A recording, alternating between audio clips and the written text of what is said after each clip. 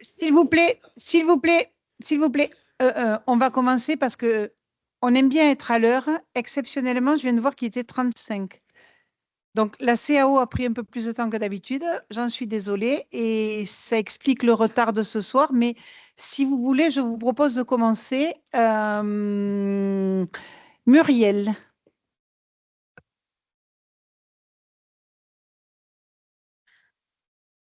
Valérie Grafeuil-Roudet, présente. Jean-Jacques Ramade, Christelle Girardin-Forêt, Guy Darnaud, André Aimé, Jean-François Glaise,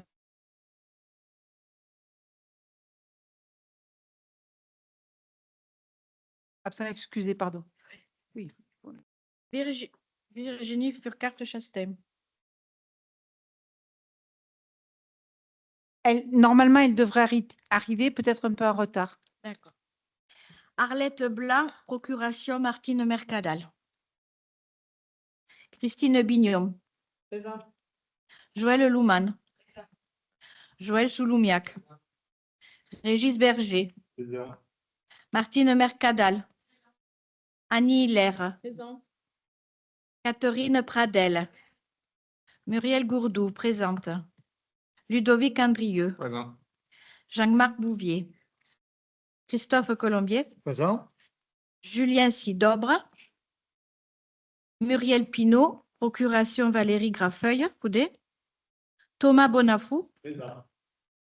Paul Canevez, procuration Thomas Bonafou. Nicole Marquier. Émilie Faure. Jean-Luc Gassieux, procuration Émilie Faure. Alexandra Mazascandey. Merci beaucoup, Avec Muriel. plaisir.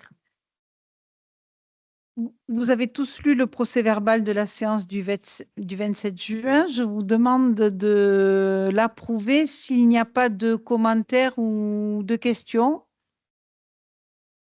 Donc, je vous demande de l'approuver. Qui est contre? Qui s'abstient? Qui est pour?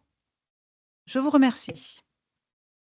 Donc, la première délibération il s'agit des modifications tarifaires. Christelle?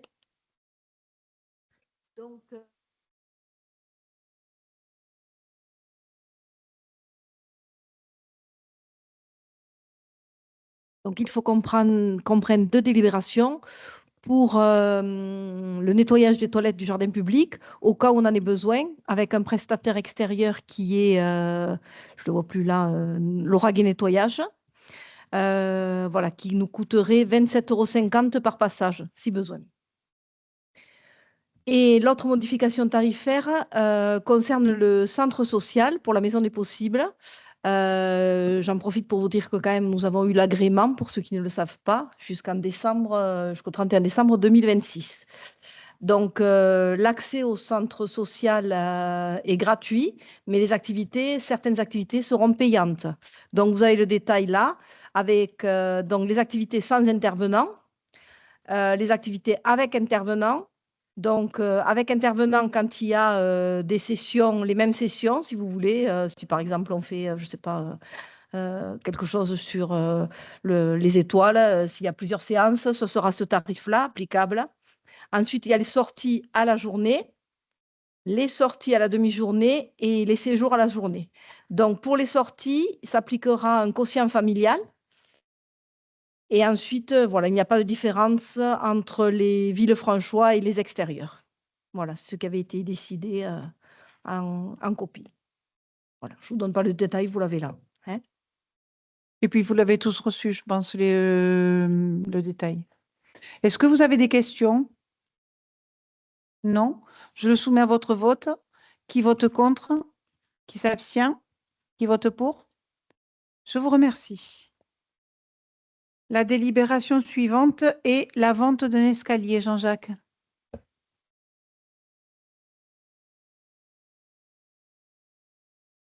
Oui, c'est un escalier quand on a aménagé le boulodrome qui était en fond et qui gênait.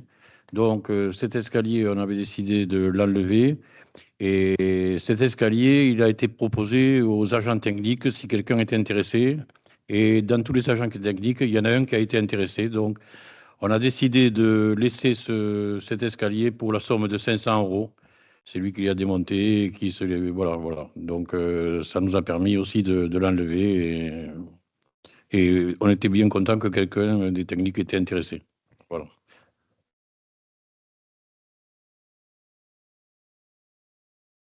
Des questions? Donc, je le soumets à votre vote. Qui vote contre? Qui s'abstient? Qui vote pour? Je vous remercie. Alors, on va dans la série des régies. La première, c'est la suppression de la régie funéraire. Alors, qu'est-ce qu'est une régie funéraire?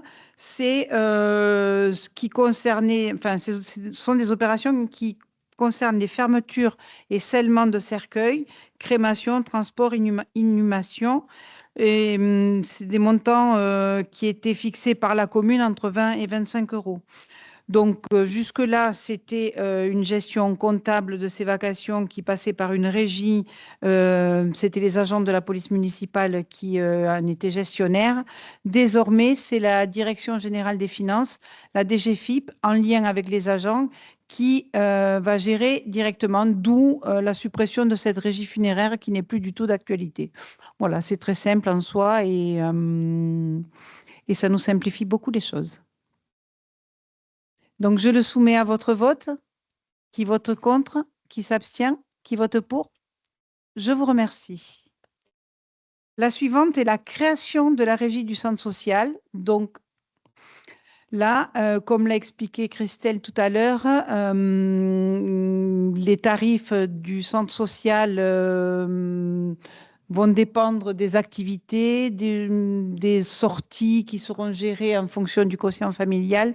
Donc là, pour l'instant, les dépenses et les recettes devront être gérées directement par le centre social pour plus de facilité concernant les inscriptions, les activités, la gestion courante sera beaucoup plus simple. Il s'agit de petites sommes. Donc, je vous propose de voter la création de cette régie du centre social. Est-ce que vous avez besoin d'autres informations? Non? Ça vous paraît... Donc, qui vote contre? Qui s'abstient? Qui vote pour? Je vous remercie. La modification des régies d'avance et de recettes pour la LAE et la LSH, les cantines et les MIS, l'école municipale de sport, sont les tarifs qui permettent d'avancer les petits frais de fonctionnement. Donc, la modification, c'est ces régies vont être du coup gérées par les trésors publics et c'est par Internet que la majorité des paiements se font. Donc aujourd'hui, il faut modifier cette régie de recettes et permettre au trésor public, enfin qui était directement payé par les trésors publics, permettre aux parents de payer directement cette régie par le biais d'Internet. Voilà. Peut-être des doux, est-ce que tu as plus d'informations que ça? Non, c'est le... En fait, la régie de recettes concerne très, très peu de montants, en fait. Aujourd'hui, c'est pour ça qu'on propose de modifier cette régie d'avance.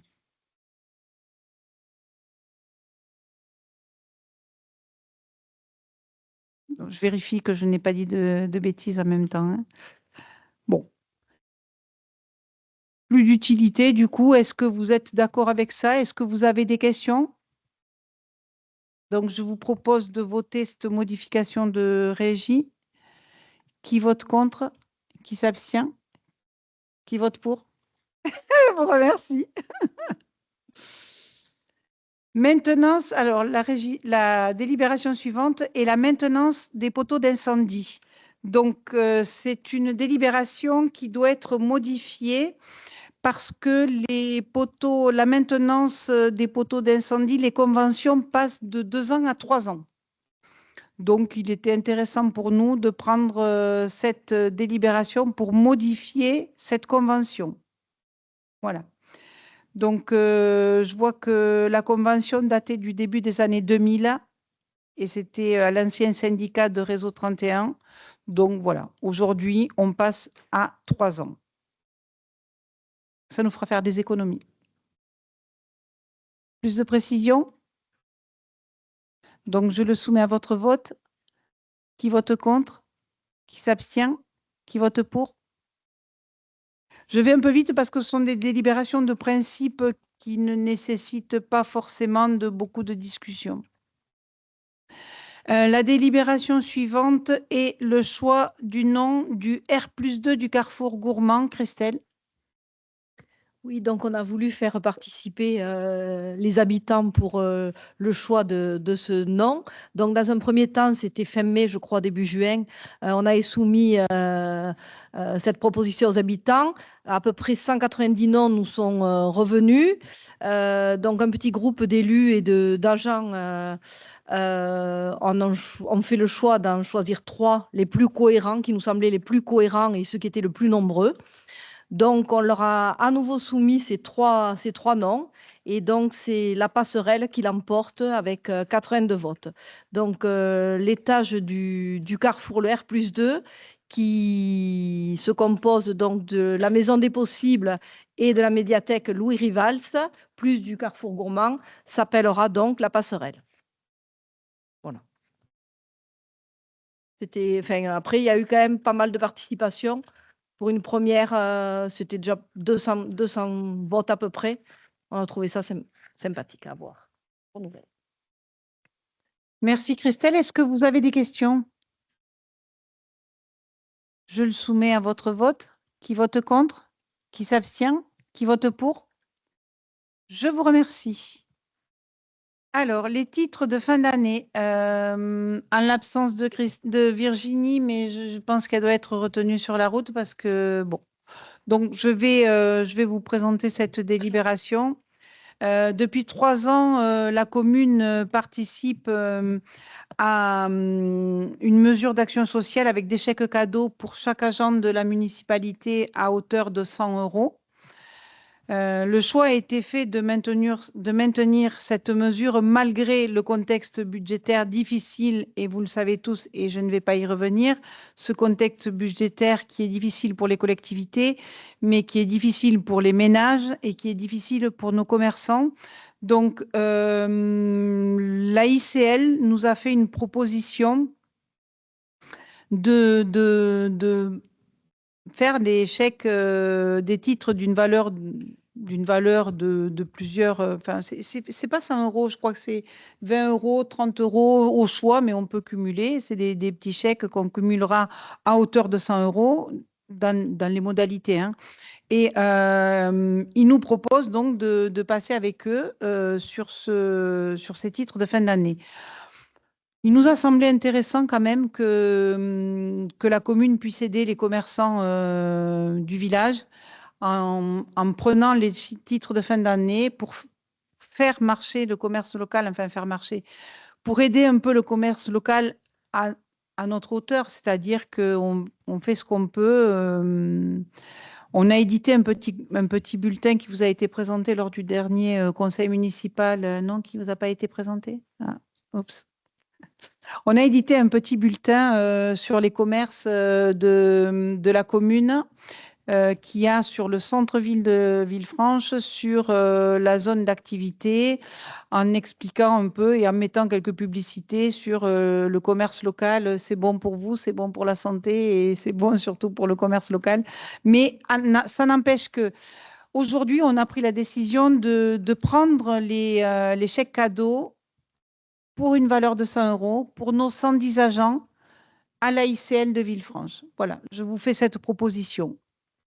Voilà le petit guide qui a été distribué, qui est un peu dans tous les commerces, où on reprend les commerces vraiment du centre-ville avec leurs coordonnées, leur numéro de téléphone. Et à la fin, on trouve les commerces avec le plan, oui.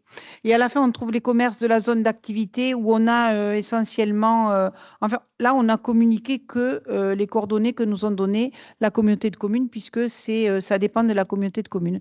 Donc, c'est un peu moins riche que les commerces du centre-ville où là, nous, on avait les informations. Voilà. On a même mis un petit formulaire, voilà, consommer local, c'est idéal, mais on a même mis un petit formulaire au cas où on aurait oublié certains commerces pour qu'ils puissent nous envoyer et qu'on les rajoute puisque c'est pas exhaustif et on peut passer à côté. Voilà. Donc, je vous propose de prendre cette délibération, mais on peut en discuter et je suis à votre écoute si vous voulez prendre la parole. Voilà. Après, il y a ça. Ça permet de faire le travail. C'est pas les seuls, c'est mieux.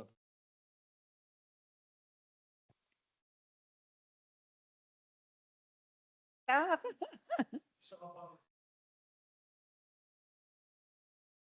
Oui.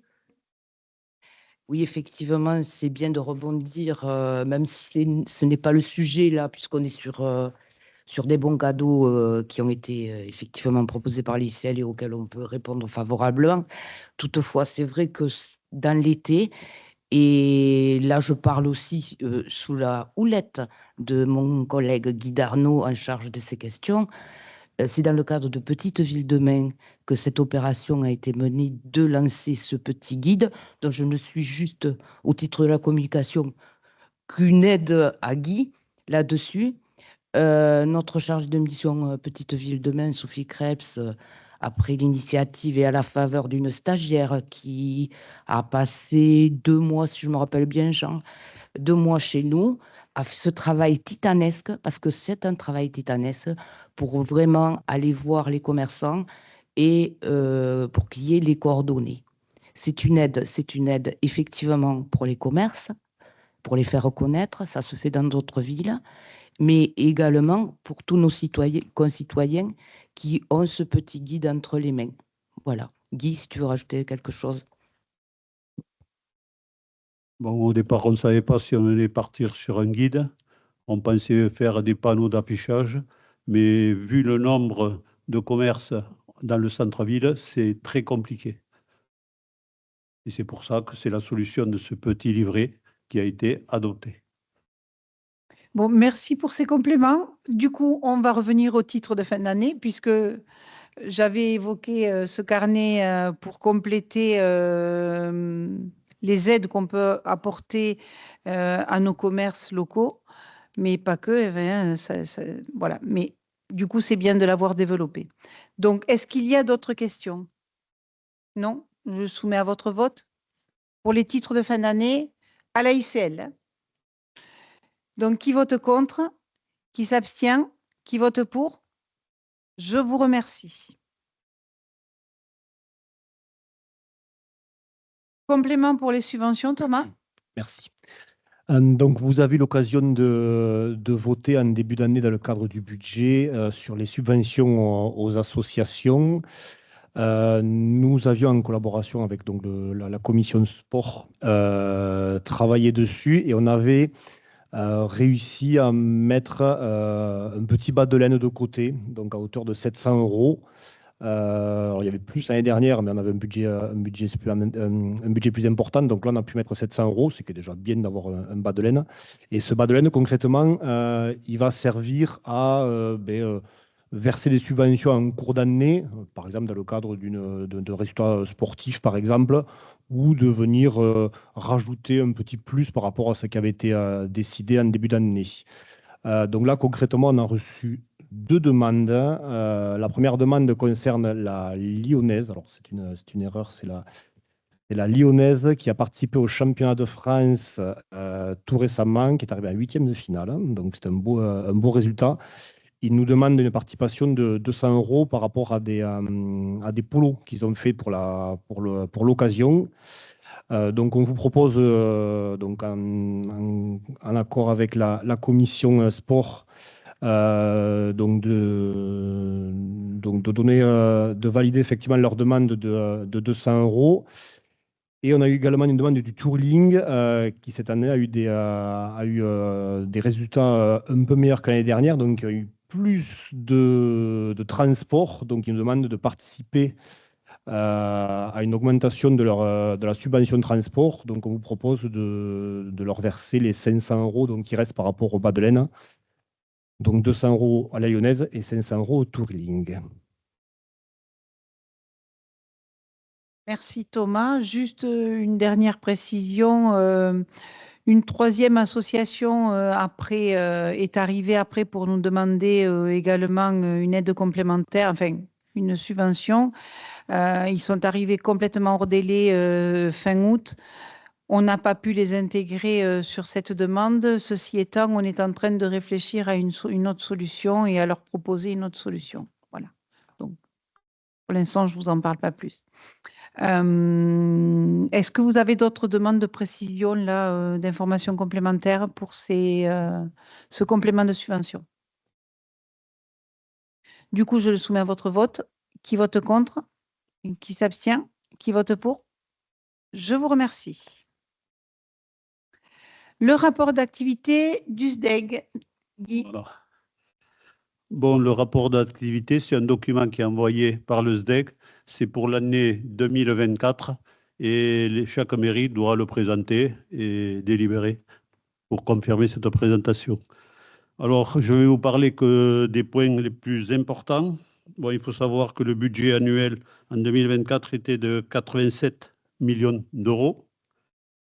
Une grande partie de ce budget a été utilisée pour les travaux d'investissement, 67,86 millions d'euros, 67,86 millions d'euros. Une grande partie a servi à remplacer, renouveler l'éclairage public par des LED, 62% de ce montant-là, donc ça correspond à 42,32 millions d'euros. Pourquoi autant d'éclairage public? C'est parce que le SDEC a essayé d'amplifier le remplacement des anciennes lampes. Pourquoi? Parce que grâce à ces lampes-là, on fait une économie de 80% sur la consommation d'énergie. Alors, en fin 2024, au niveau du département, 50% des lampes d'éclairage public bien sûr, étaient en LED. Sur Villefranche, à l'heure actuelle, on a atteint à peu près 90%. Autre point qui a soulevé aussi, c'est le nombre de compteurs Linky qui ont été posés sur le département. Bon, ça, c'est un indice qu'il a fait. C'est de l'ordre de 95% à l'heure actuelle. Et pour les gens qui ne veulent pas le compteur Linky, il faut savoir qu'à terme, la CRE a validé la facture de la relève, dont le montant, je ne l'ai pas, mais il sera prélevé ou facturé aux personnes qui ne veulent pas le compteur Linky des frais de relève, validés par la Commission de régulation de l'énergie, qui est la CRE. Autre point aussi, c'est par rapport au personnel. Le personnel est de l'ordre de 65 agents. Ça correspond à peu près à 4% du budget. Donc, 3,84 millions d'euros. La dette, le remboursement de la dette, il est de l'ordre de 9%, 8,19 millions d'euros. Et sur l'année 2024, il y a eu une épargne nette de 21,2 millions d'euros, avec un excédent global de 7,57 millions d'euros. Il faut savoir que dans les années précédentes, le budget était à la limite du négatif. Voilà pour ce qui en est. Autre chose, on présente un plan là. Donc, ce qui concerne le syndicat, c'est surtout la partie verte, les lignes basse tension et moyenne tension. La partie nucléaire, tout ça, c'est EDF, le RTE et ainsi de suite. Donc, la partie qui gère le syndicat, c'est les réseaux verts, les réseaux basse tension, qu'on appelle, et les réseaux 20 000 volts. Voilà. Si vous avez des questions. Après, vous avez reçu le document en entier, vous pouvez le lire, et puis à l'occasion, si nécessaire, vous pourrez me poser quelques questions. Je ne vais pas tout présenter. Non, mais c'est très bien et on sait que tu l'as lu et que du coup, tu peux nous donner la synthèse. Ouais. Merci Guy. Nous devons prendre acte de ce rapport d'activité au Conseil. Donc, est-ce que vous êtes d'accord? Alors, qui est contre? Qui s'abstient? Qui est d'accord? Je vous remercie. Les travaux sur l'éclairage public. Guy? Alors là, il s'agit de câbles qui ont été dérobés le long de la déviation. Donc, pour remplacer ces câbles qui ont été volés, c'est à charge entière de la mairie. Le syndicat n'intervient pas. Et il faut savoir aussi que l'assurance de la mairie ne rembourse pas les vols de câbles. Donc, le montant de cette opération, elle est de l'ordre de 4 260 € TTC. Donc, ça permettra de remettre l'électricité sur environ 6 ou 7 candélabres. Le nombre exact, je ne l'ai pas en tête. Et c'est des travaux obligatoires. 6. 6. Voilà. Donc, c'est des travaux, une fois que l'on aura validé cette opération, seront réalisés par une entreprise extérieure. Oui, 4 260 estimés. Voilà. Est-ce que vous êtes d'accord pour changer ces points lumineux? Qui est contre? Non, on ne change pas les points lumineux. On change uniquement les câbles souterrains. Il y a les câbles. Voilà. Est-ce Parce que que vous si êtes on- d'accord pour changer les câbles? Oui, souterrains, parce qu'ils sont dans des gaines, ils accrochent un véhicule, ils tirent avec le véhicule et ils récupèrent les câbles. Alors là, ils remettent des câbles, mais ils mettent une sécurisation de façon que l'arrachement soit plus compliqué. C'est pour ça qu'il faut déposer les candélabres, mettre le câble et remettre le candélabre. Mais on ne change pas les candélabres, parce que sinon le montant serait autre. Merci pour ces explications. Donc, qui est contre ces travaux? Qui s'abstient? Qui vote pour? Je vous remercie. Alors, la délibération suivante concerne le marché informatique qui a été largement débattu en CAO juste avant. Jean-Marc? Merci. Donc, je vais me faire le rapporteur de la séance de travail qui a eu lieu tout à l'heure et on reviendra également sur un autre marché en fin de conseil, avant-dernière délibération, je crois. Donc, les services de la mairie animés par notre DGS ont travaillé sur ce dossier. Il s'agit en fait de l'accompagnement des agents sur tout ce qui est problématique informatique, tout simplement, un conseil au quotidien et qui est important. Je crois qu'on disait tout à l'heure qu'il y a 80 PC à la mairie, donc forcément qui dit poste informatique, qui risque de questionnement, de soucis, etc. Donc c'est un marché de 3 ans qui est à renouveler, qui arrive à son terme et donc un nouveau marché a été lancé. Il a été lancé auprès de 4 sociétés, Easy2You, 3S numérique, mais qui ne répondait pas sur tous les critères, donc qui a été non noté. La société également Exawin, qui a été prestataire par le passé, pas par le PC, et la société Apixis. Sachant qu'Easy2You est le prestataire actuel, Exawin a été un prestataire par le passé, et Apixis a également candidaté sur ce marché. Comme d'habitude, sur ces marchés, il y a différents critères qui sont appréciés notamment par des équipes de la mairie. Vous avez un critère de valeur technique, et vous voyez que vous avez des notes assez différentes. La meilleure note étant celle d'Easy2You. Vous avez la note de prix, qui est également importante, le total faisant 100, donc 50 sur la valeur technique, 40 sur le prix, sachant que pour le prix, le même principe à chaque fois. La société qui propose la prestation la moins chère, en l'occurrence Exawin, à 40, et les autres, il y a une règle de 3 qui est calculée pour leur attribuer une note sur le critère du prix. Et ensuite, un critère environnemental sur lequel on note qu'Easy2You a eu 0 sur 10, alors que les deux autres ont eu 10. Voilà.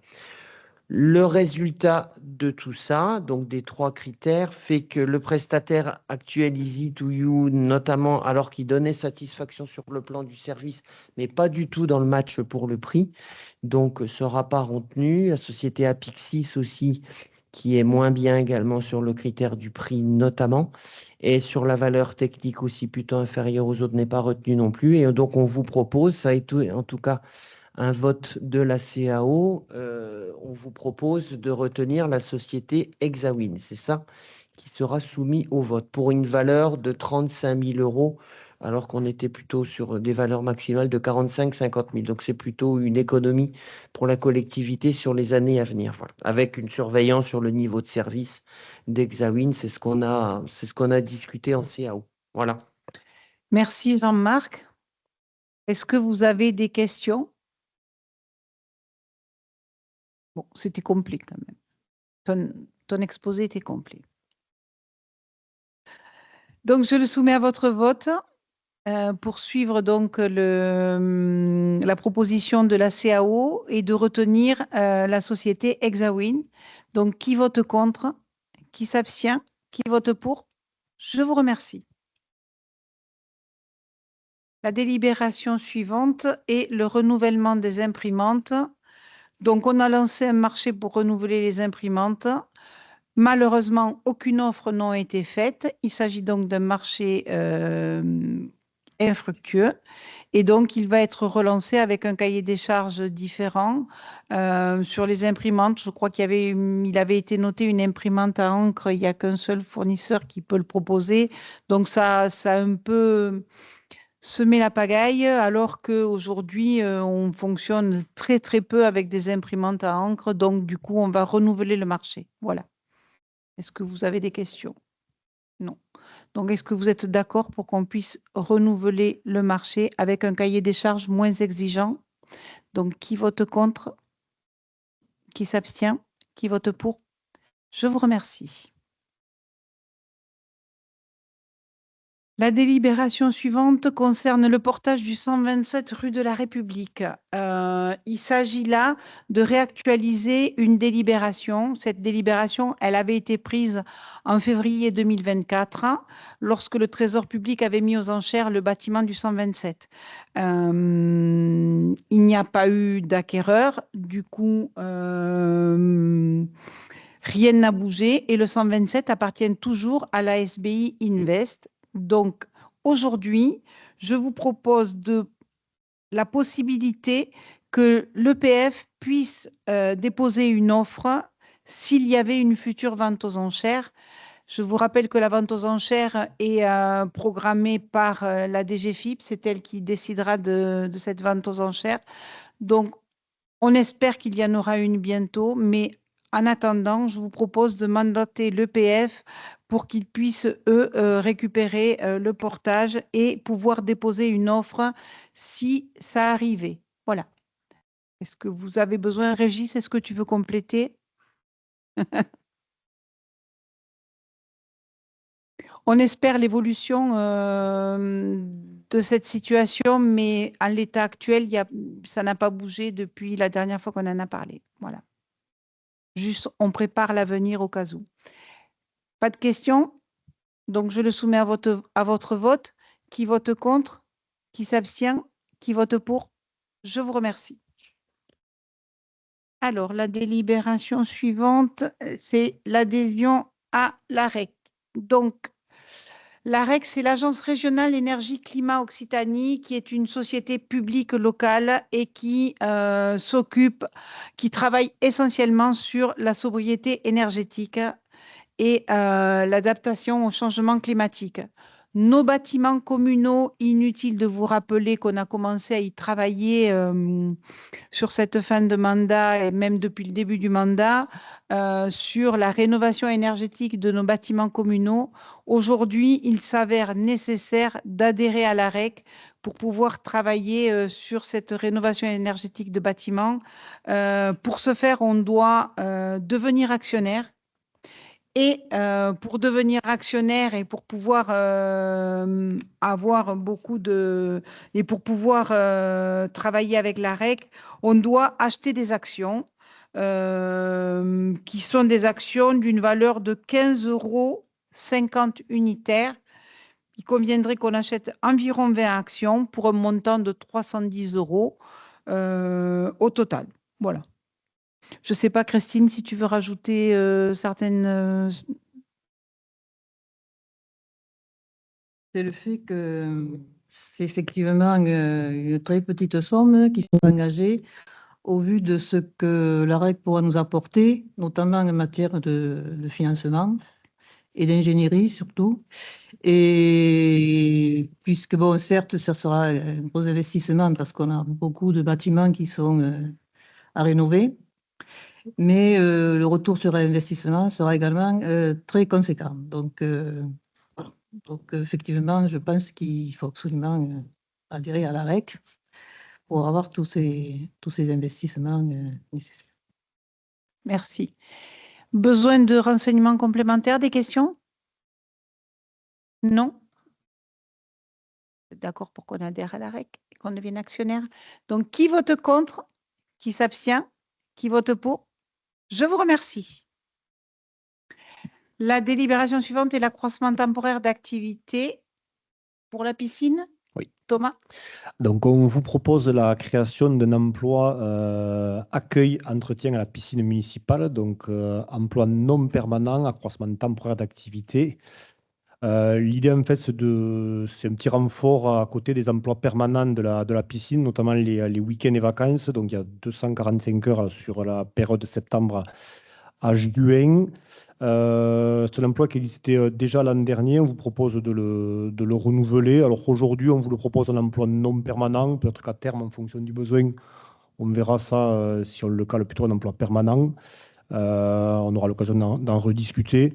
Mais en tout cas, voilà, pour l'instant, on reste sur du non permanent. Ça fonctionne bien comme ça. Et on vous propose la création de cet emploi.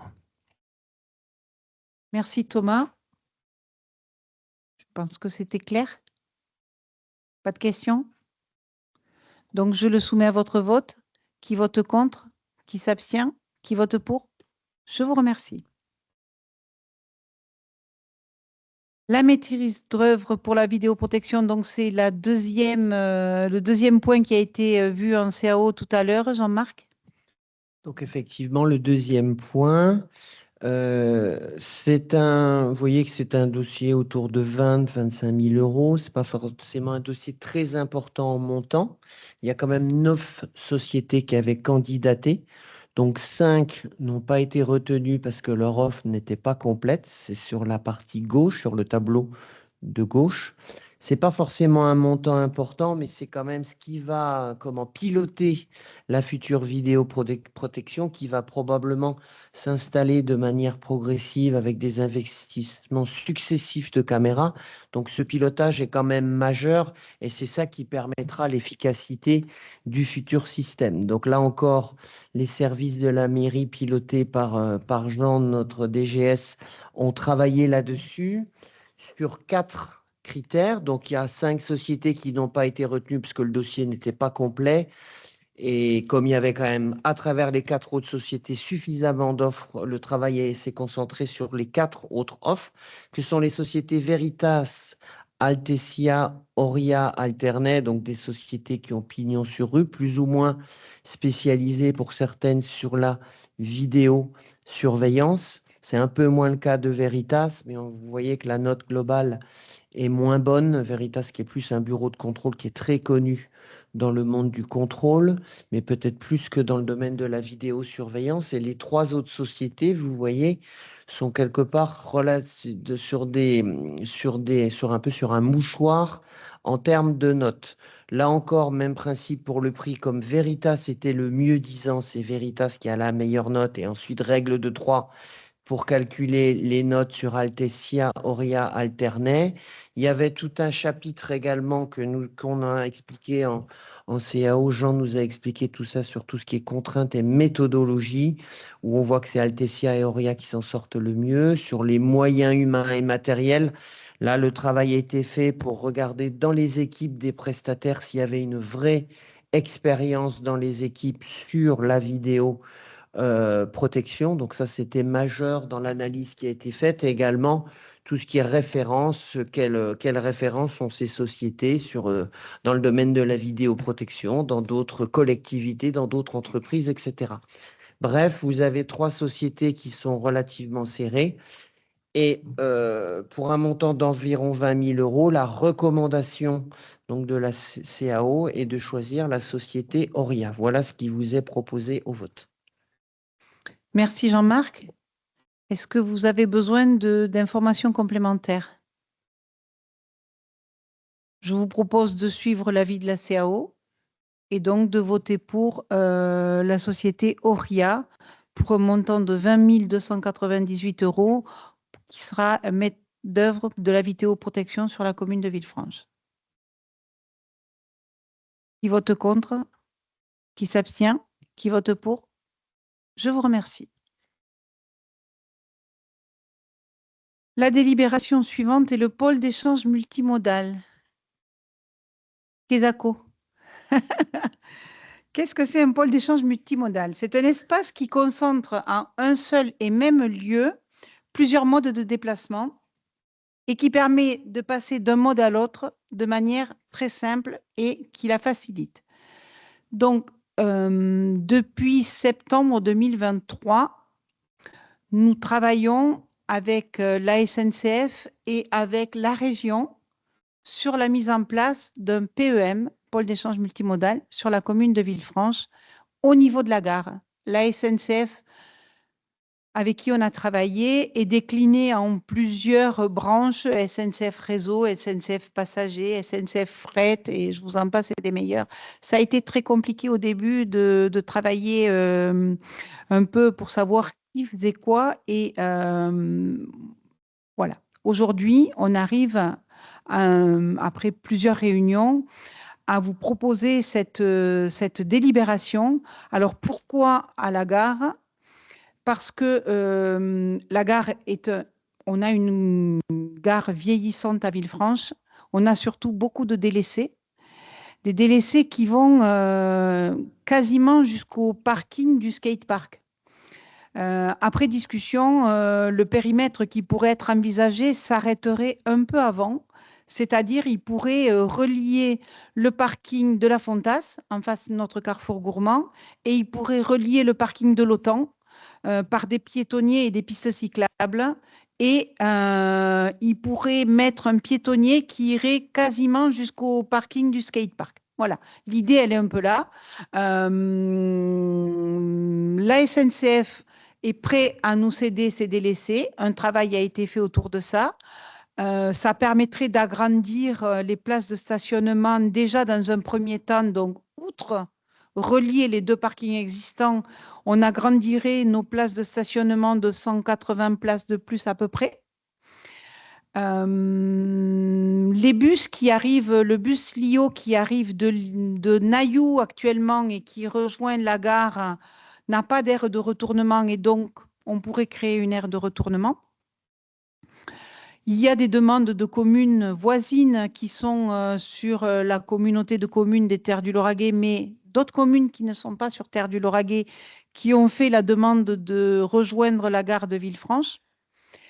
Et la région a fait une étude et à l'issue de cette étude nous dit que le pôle d'échange multimodal sur la commune de Villefranche est une vraie réalité, un vrai besoin. Donc aujourd'hui, le travail qui a été fait depuis 2 ans et demi paye et nous propose de mettre en place ce pôle d'échange multimodal. Aujourd'hui, début septembre, la réunion qu'on a eue nous dit qu'on est éligible à ce projet et donc je vous propose aujourd'hui de valider ce périmètre qui est que vous avez en photo derrière et ce que je vous disais, le périmètre qui dans un premier temps, du coup, va s'arrêter au niveau du parking de l'Autan. Voilà. Le piétonnier se fera par la suite. Voilà. Donc aujourd'hui, on doit valider ce périmètre pour pouvoir continuer à travailler. Un échéancier qui nous a été présenté lors de la réunion, qui est un échéancier assez court dans les délais. Et ce qui va se faire autour. Donc voilà, aujourd'hui, je ne vous en dis pas plus parce que le projet, c'est le périmètre du pôle d'échange multimodal et c'est ce que je vous propose à validation aujourd'hui. Voilà. Est-ce que vous avez des questions ou besoin de renseignements complémentaires? C'est une bonne chose et en soi, c'est une première étape avant le projet du CERM. Le CERM, je ne sais pas si vous en avez un peu entendu parler. Le CERM, c'est un peu le métro toulousain, le métro rural toulousain, qui est prévu d'arriver en 2030, Non, 2040, pardon, jusqu'à Villefranche. Mais c'est dans les tuyaux. Il y aurait une augmentation de la cadence.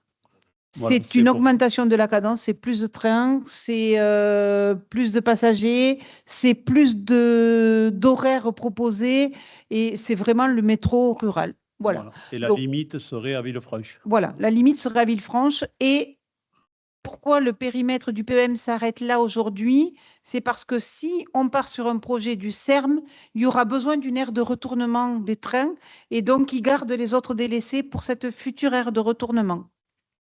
Bon, on sait aujourd'hui que c'est un projet qui tient à cœur à la région, qui font partie des projets qui sont retenus au niveau national quand même, mais on sait aujourd'hui que les caisses au niveau national sont vides et que ce projet, on ne sait pas si un jour il arrivera à terme. Et donc, si en 2030, ce projet n'arrivait pas à terme, nous reverrions notre convention de projet d'études multimodales et à ce moment-là, on pourrait reprendre les délaissés pour agrandir, mais on va se dire que on va croiser les doigts et se dire que ça serait bien de partir sur un CERM qui arriverait jusqu'à Villefranche. Voilà. Mais 2040. 2040, Peut-être un peu mais plus. voilà. Et quant au financement, peut-être que si l'État n'a pas l'argent, peut-être que ça sera les collectivités et qu'à ce moment-là, nous n'aurons pas l'argent non plus et que donc le projet sera revu. Mais tout ça, je vous le dis, on n'en est pas là et loin de là aujourd'hui. On vote sur un périmètre et sur un périmètre qui nous semble tout à fait cohérent avec ce qu'on voudrait faire, en tout cas qui va repenser notre gare et l'embellir et la rendre plus lisible et y mettre tous ces transports qui sont à la base le piéton, le vélo, le bus, les voitures, le covoiturage, etc., etc., etc.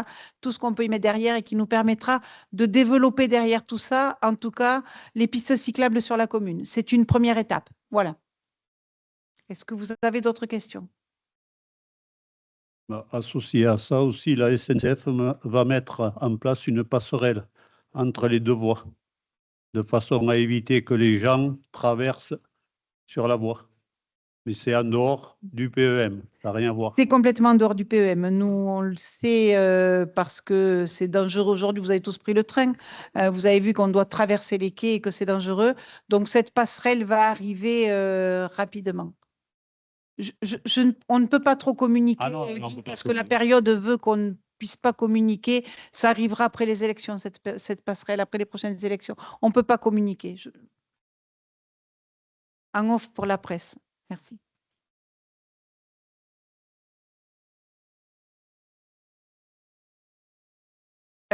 Du coup, s'il n'y a pas d'autres interventions, je le soumets à votre vote. Qui vote contre? Le périmètre du pôle d'échange multimodal, hein, on est d'accord, hein? Qui vote contre? Qui s'abstient? Qui vote pour? Je vous remercie. On va pouvoir avancer sur ce projet. Donc, les questions diverses et l'agenda qui sont derrière moi, affichés. Et il y a des questions diverses qui prennent un peu de temps. Donc, je vous laisse le regarder une minute et on passe tout de suite aux questions diverses. Moi, j'en ai deux et on fera le tour après des questions diverses. Cathy. Oui, Événement à l'agenda, puisque nos jeunes du CMJ organisent le 27. Ah, pardon, il y est. Pardon, excusez-moi. J'ai lu la première colonne, pas la seconde. Bon, j'en parle un peu du coup, puisque j'ai la parole. Donc, la fête du développement durable donc le 27 de 10h à 12h, avec Terre du Lauragais qui va tenir un stand, avec les éco-délégués du collège. Donc, ils organisent des stands type kermesse, réutilisation de différents objets, etc. Voilà, c'est tout. Excusez-moi. Cible. Merci Cathy pour cette précision. La semaine bleue, Banksy, on en parlera tout à l'heure. Laurent, tu pourras intervenir sur Banksy et sur la mise en place de ce qui va se faire au mois d'octobre, là, prochainement. Christelle, tu nous parleras rapidement de la semaine bleue. Non, c'est pas encore. Pas encore, d'accord.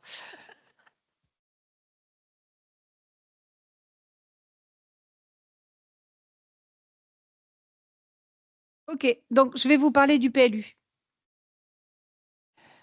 Le PLU, nous avons dû stopper notre PLU en cours qui devait se finaliser prochainement pour plusieurs raisons qui font que aujourd'hui, la DDD 31, la CDPNAF et la MARAE, qui sont des associations qui interviennent au niveau de l'environnement, nous ont fait des remarques et plus que des remarques, nous ont fait des préconisations dont il faut tenir compte. Donc, nous devons dans un premier temps redébattre de notre PADD pour nous adapter aux exigences du SCOT 2027 qui prévoit à la baisse la population à accueillir. Ça n'avait pas été pris en compte dans notre précédent PLU, dans le sens où le SCOT n'avait pas encore communiqué sur le SCOT 2027. On aurait dû se renseigner et l'intégrer, ça n'a pas été fait. Donc, la préfecture, par le biais de la DDT, nous a demandé de le revoir. Pourquoi le SCOT 2027 prévoit la baisse la population à accueillir? Parce que, en fait, le nombre de la population à accueillir, alors, je reprends. On passerait de 77% à 56%. C'est aussi en cohérence avec la réduction des pôles. Aujourd'hui, les pôles au niveau du SCOT sont revus à la baisse. De 32 pôles, on passe à 19 pôles. Ce qui fait que la population est revue à la baisse sur le SCOT qui sera en 2027. Si on n'en tient pas compte, en 2028, on va devoir revoir notre PLU et donc c'est un gaspillage d'argent qui me semble pas pertinent. Ensuite, nos partenaires au niveau environnemental ont revu certains dossiers qui étaient préconisés dans le PADD, notamment la commune de Villefranche, mais comme beaucoup d'autres communes, a des orchidées sauvages. Des orchidées sauvages qui sont sur des lieux qu'on avait prévus constructibles, qui sont le lotissement du Palais, notamment un grand terrain là, qui sont au niveau de Campagnac du lycée où il y a aussi des orchidées sauvages. Donc, nous devons revoir nos différents points de construction et donc, il faut reprendre le dossier, notamment sur la partie environnementale. L'entrée de ville aussi doit être revue sur la question de la construction, puisque la DDT prévoit cette entrée de ville très difficile pour de l'artisanat et du logement, dans le sens où elle est placée entre la SNCF et la RD 813, qui sont des grands passages avec beaucoup de bruit. Et bon. Donc, je vous propose, en tout cas, nous avons revu avec les services, nous vous proposons de valider, en tout cas pas de valider, mais d'acter en questions diverses le nouveau calendrier prévisionnel, sachant que ça sera redébattu, le PADD sera redébattu en conseil municipal aux alentours de février, plutôt mars 2026, on va voir. Parce que la période préélectorale ne nous arrange pas aussi dans ces nouveaux délais. Donc, on va voir comment on peut essayer de mettre en place tout ça pour une finalité septembre-octobre 2026. sachant que l'enquête publique ne peut être réalisée pendant les 2 mois de vacances et donc on sera obligé d'attendre la dernière quinzaine du mois d'août pour réaliser l'enquête publique avec les différents rapports et le lancement et que la commissaire enquêtrice a besoin d'un délai aussi pour pouvoir remettre ses rapports. En fait, il y a des délais sur tous les points qui sont là-dedans, des délais qui sont incompressibles et des enjeux qui sont aussi très difficiles à mettre en place en fonction des retours de nos différents partenaires, des remarques qu'on aura en mairie et de la période préélectorale qui va être en plein milieu de tout ça. Mais je ne veux pas qu'on perde autant de temps parce qu'on perd du temps, on perd de l'argent, on bloque des propriétaires qui ne peuvent pas mettre des constructions, mais surtout, on se bloque nous parce que ce sont des rentrées d'argent pour la commune. Voilà.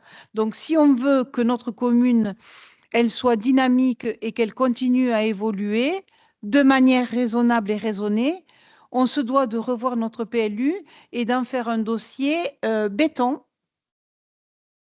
Parce que si on ne fait pas ça et si on continue à l'état, et si notre PLU est attaqué et si on part au tribunal, ce n'est pas 6 mois de retard qu'on prend, hein, c'est des années. Donc je pense que les préconisations de la DDT et toutes les remarques qui nous ont été faites par les partenaires et par la préfecture, on doit en tenir compte dans notre nouveau PLU. C'est important. Ce sont des remarques qui sont pertinentes et que l'on doit prendre en compte. Voilà. Donc, je vous en parle parce que je pense qu'il faut que la population comprenne pourquoi on a arrêté notre PLU. C'est pour ça que j'en parle ouvertement devant la presse. Ce n'est pas une délibération, c'est une information qu'on donne à la population qui nous semble essentielle. C'était le premier point. Est-ce que vous avez vous pouvez faire des remarques et on peut en parler, c'est de manière libre ce soir que je vous donne ce qu'on a préparé avec les services et avec Guy Darnaud qui est l'élu en charge de l'urbanisme. Donc, ce sont un travail qu'on a préparé ensemble avec les services. Je vous le soumets comme ça, mais vous pouvez intervenir là à tout moment.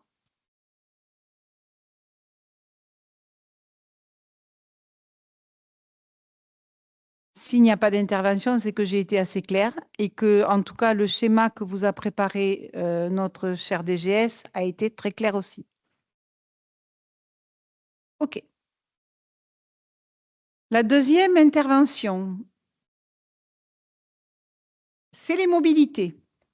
Donc, les mobilités, dans le cadre de Petite Ville de demain, on avait décidé de mettre en place plusieurs actions qui étaient, il nous a semblé, en tout cas, ces 2 actions-là étaient les actions qui nous paraissaient les plus importantes à mettre en place rapidement et un peu avant cette période délicate dont je viens de vous parler. Donc, la première de ces actions, alors, il y en a eu plusieurs. Il y a eu le sens unique de l'impasse Voltaire, qui avait été demandé par les riverains et par la gendarmerie et par notre police municipale, qui a été étudié aussi par le service voirie du département. Donc, le maintien, en tout cas, le sens unique de l'impasse Voltaire a été mis en place et ne pose pas vraiment de problème aujourd'hui. Ensuite, il y a eu le traçage du parking du stade qui vient d'être réalisé, je pense, qui a été fait là récemment. Donc, ça, c'était important. On gagne des places en stationnement et ça ne change pas grand-chose, mais on gagne un peu plus de places en stationnement. C'est un peu moins anarchique que ce que ça n'était. Voilà. Donc, ça, c'était important de le faire. Ensuite, il y a l'aménagement d'une piste cyclable avenue de Toulouse dont on a commandé les plots séparation qui vont être en bordure, pas côté stade, de l'autre côté. Donc, on attend de recevoir tout le matériel pour pouvoir le mettre en place. De ce fait, on avait décidé de mettre en place une ligne continue sur l'avenue de Toulouse en se disant que par rapport au stationnement, ça permettrait et ça ne gênerait pas tant que ça pour que les voitures aillent faire le tour des ronds-points d'un côté ou de l'autre. Il y a des communes où c'est beaucoup plus long que ce qu'on vous proposait à Villefranche. Mais on l'a mis en place juste avant l'été.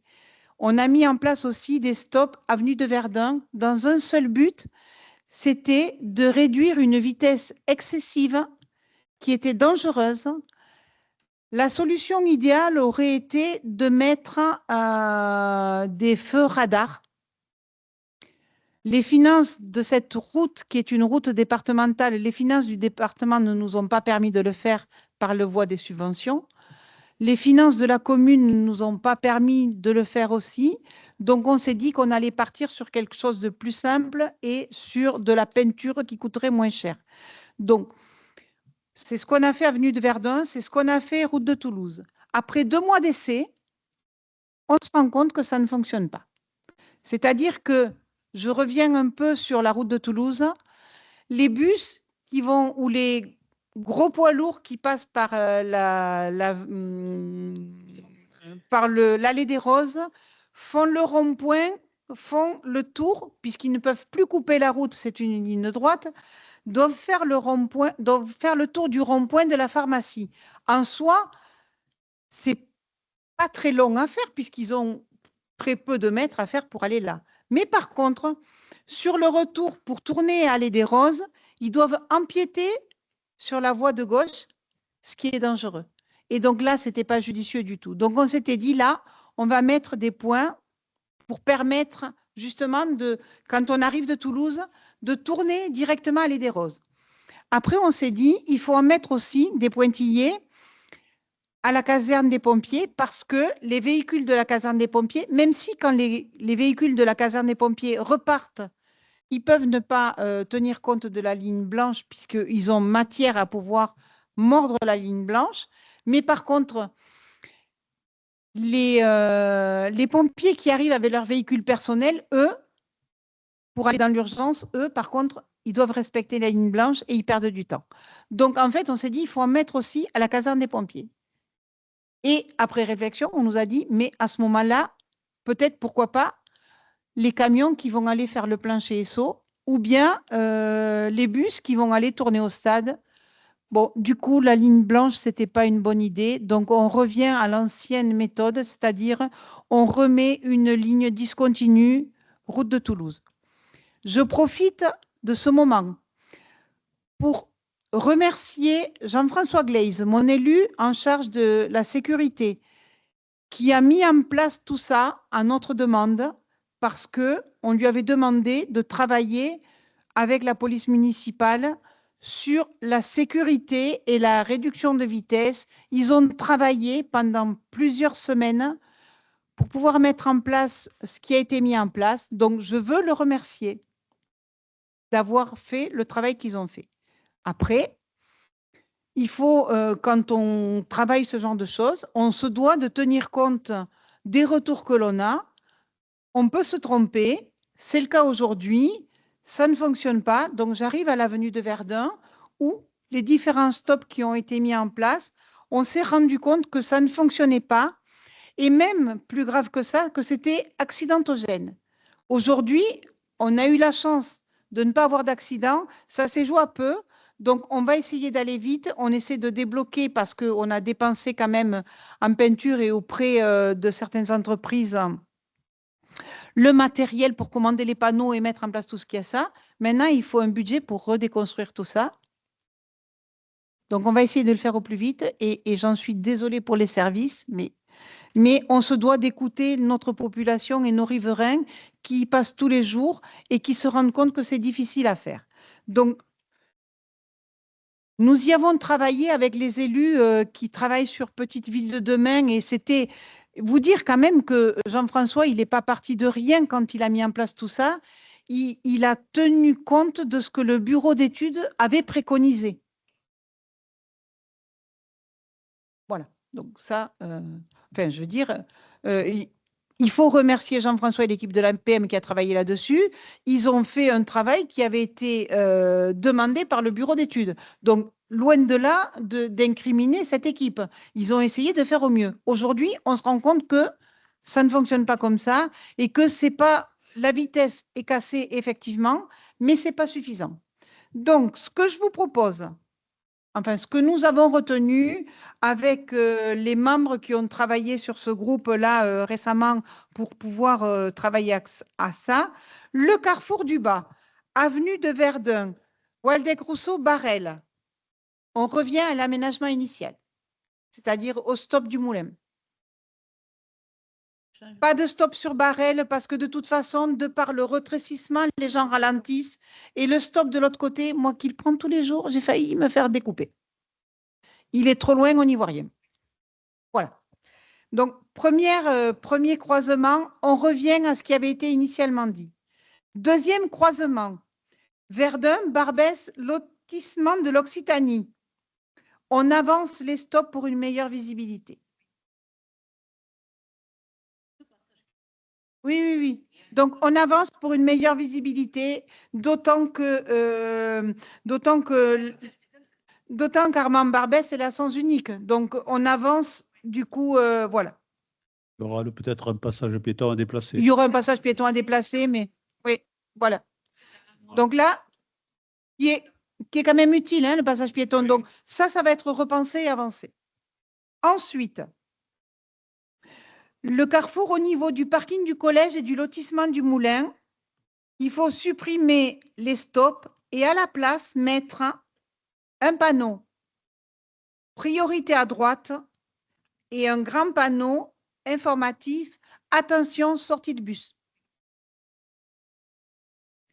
Le carrefour d'en haut, Verdun-Sébastopol, quand on arrive de la route de Revel, ce stop, on n'a aucune visibilité. Donc, on revient à l'aménagement initial. Le stop. Faire et refaire, c'est toujours faire quelque chose. Mais en tout cas, il n'y a que les imbéciles qui ne changent pas d'avis. Et je pense qu'à un moment donné, quand on se rend compte que ça ne fonctionne pas, il faut essayer de faire quelque chose. On avait dit quand on l'a mis en place, on le met en place, on le met à l'essai. Ça coûte un peu d'argent, c'est la peinture, effectivement. La meilleure des solutions pour réduire la vitesse, on le sait, c'est ce feu radar en descendant avenue de Verdun qu'on mettra un jour dès qu'on aura un peu d'argent.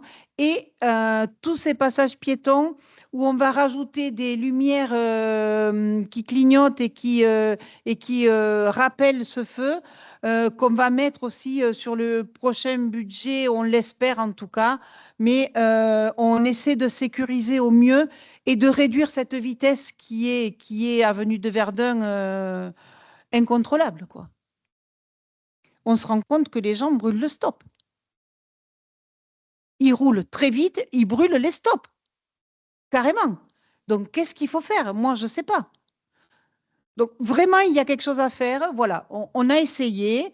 On se rend compte qu'il faut le modifier et l'arranger. Donc, on vous propose cette nouvelle solution. Et là aussi, merci à la presse de le communiquer en ce sens, puisque ce n'est pas une délibération qu'on prend, c'est une information qu'on donne à la population et qu'on va essayer de faire au plus vite. Voilà. Mais le débat est ouvert. Si vous voulez en rajouter, si vous voulez rajouter les uns et les autres, vraiment, on est à votre écoute.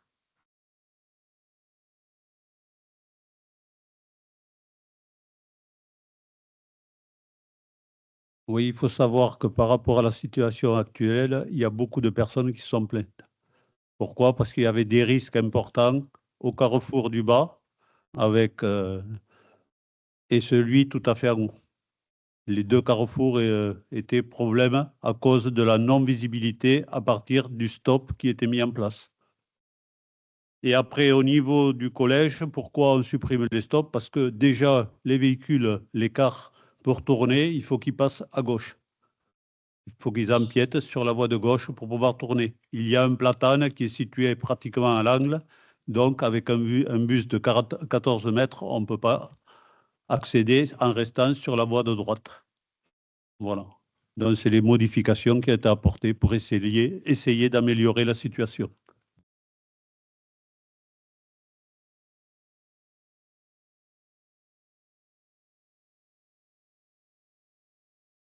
Bien. Pour ma part, j'en ai fini. Qui veut prendre, alors, Martine, peut-être pour introduire Banksy. Merci. Oui, merci. On est vraiment sur la dernière ligne droite. Là, on va accueillir l'exposition Banksy dans les prochains jours. On peut même plus dire de semaines ou de mois, c'est vraiment dans les prochains jours. L'équipe du comité de pilotage qui s'est constituée il y a quelques mois a travaillé d'arrache-pied. Nous les avons soutenus tout ce que nous avons pu.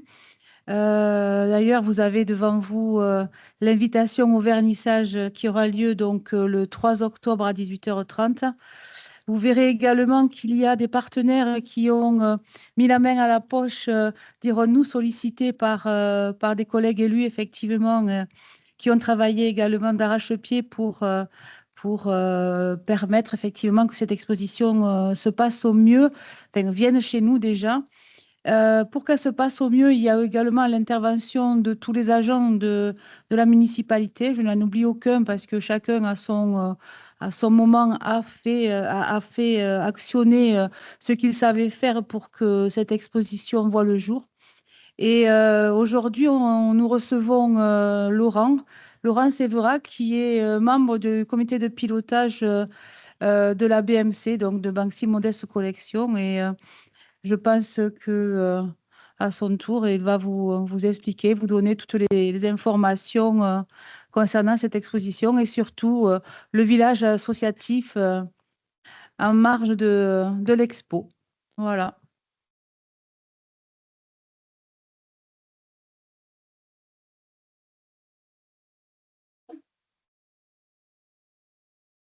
Merci. Bonsoir à tous. Je remets les lunettes, hein. J'ai préparé un petit texte, mais bon, Martine a déjà introduit. Bon, comme tu disais, Martine, ça y est, nous y sommes, hein. Dans 3 semaines, l'exposition Banksy ouvrira ses portes dans l'ancien supermarché de Villefranche-de-Lauragais. Et tout d'abord, au nom des membres du COPIL, nous souhaitons remercier Madame le maire et son équipe, l'ensemble des mécènes, les associations de Villefranche, les bénévoles et tous ceux qui ont œuvré pour que cette exposition ait lieu et puis pour qu'on ait un moment de partage et de convivialité. Donc, l'exposition aura lieu du 4 au 19 octobre, de 11h à 19h, avec 2 nocturnes, le samedi 4 et le samedi 18 octobre, avec une fermeture à 22h. Nous avons mis 3 thèmes un thème par week-end. Donc, le premier week-end, ça sera le thème sur la surconsommation. Le deuxième week-end, ça sera réservé à Octobre Rose. On peut le voir là-bas, 11 et 12. Et le dernier est sur le thème Street Art, Pop Art. Voilà. Avec les associations, nous avons concocté un programme très varié avec des spectacles, des conférences et plein de surprises. En particulier les mercredis et samedis, dimanches.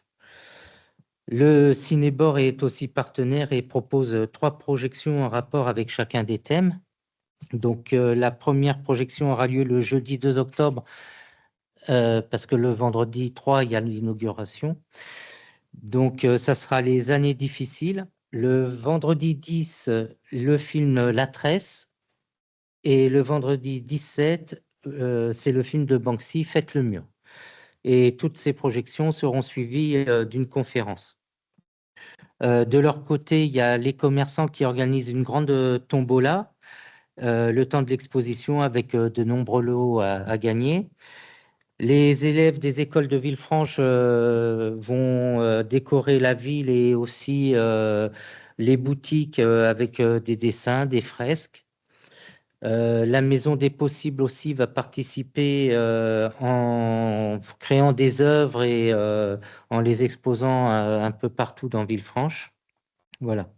Après, nous sommes en lien régulièrement avec l'association Banksy Modeste Collection pour toute la partie communication et organisationnelle.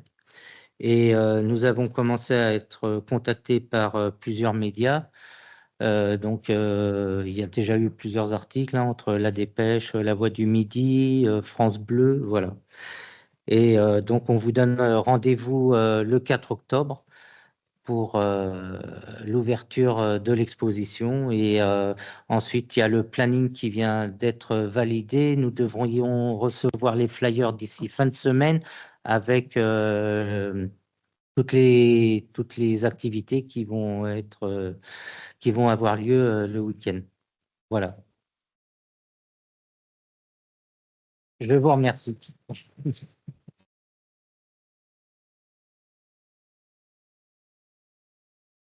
Merci beaucoup, Laurent, pour ce beau travail que vous avez mis et pour cette belle exposition qu'on va recevoir sur la commune. En tout cas, merci à tous. Je n'irai pas plus loin dans ce que je vais dire, puisque la période ne me permet pas d'en dire plus. Mais en tout cas, merci à tous ceux qui ont travaillé pour que ce projet puisse se réaliser. Voilà. Ça va être un bon moment.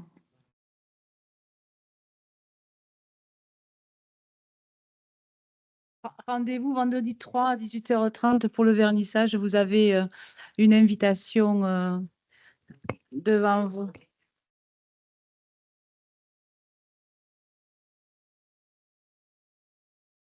Les invitations officielles partiront cette semaine pour la presse et c'est la BMC qui envoie les invitations officielles.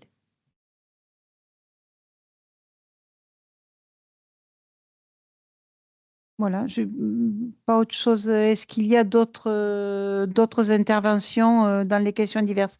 Émilie. Moi, je vais juste rajouter un petit point sur Banksy parce que nous, on va délocaliser un petit peu l'exposition. Le Cinébor, on ne va pas faire les événements sur le parking. Par contre, le samedi 11, nous, on ferme la rue Bord et on mettra des toiles dans toute la rue et les gens gratuitement pourront venir s'exprimer, que ce soit avec des fusains, avec des crayons, avec ceux qui veulent. On a créé aussi la petite fille en ballon en plâtre, en grandeur nature, où les gens pourront venir aussi s'exprimer dessus, écrire des poèmes, faire des dessins à tout âge. On a aussi de la customisation et on aura aussi des skaters qui viendront faire une grosse représentation au skatepark. Et ils viendront avec du matériel pour une initiation, pour tous les enfants ou les plus grands. Voilà. Tout ça sera entièrement gratuit. Voilà. Merci beaucoup pour cette information complémentaire. Eh bien, je vous souhaite à tous une bonne soirée. Merci.